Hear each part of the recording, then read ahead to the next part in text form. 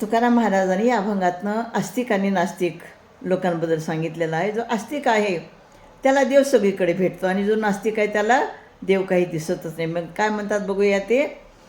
देव आहे सुकाळ देशी अभाग्याशी दुर्भिक्ष, नेनती हा करू साठा भरले फाटा आडराने, वसवुनी असे घर माग दूर घातला, तुका म्हणे वचनासाठी नाम कंठी धरियेला.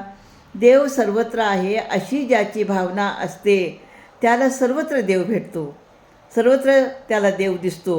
देवाचा सुकाळच असतो त्याच्या दृष्टीने आणि तो म्हणतो की माझा ईश्वर हा सगळीकडेच आहे.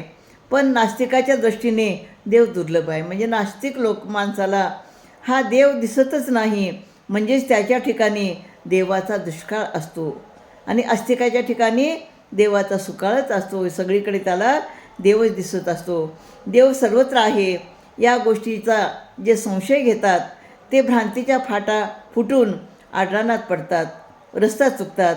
देवाने जग हे आपले घर केले आहे, पण आपला मागमूस कोणाला लागू दिला नाही.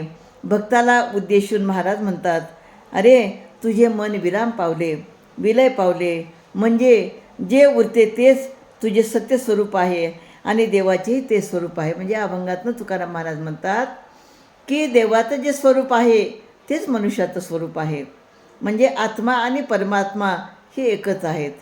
ब्रह्म आणि मनुष्य एकच आहे. म्हणजे आपण ब्रह्माचे अंश आहोत असे अभंगातून सांगतात. रामकृष्ण हरी.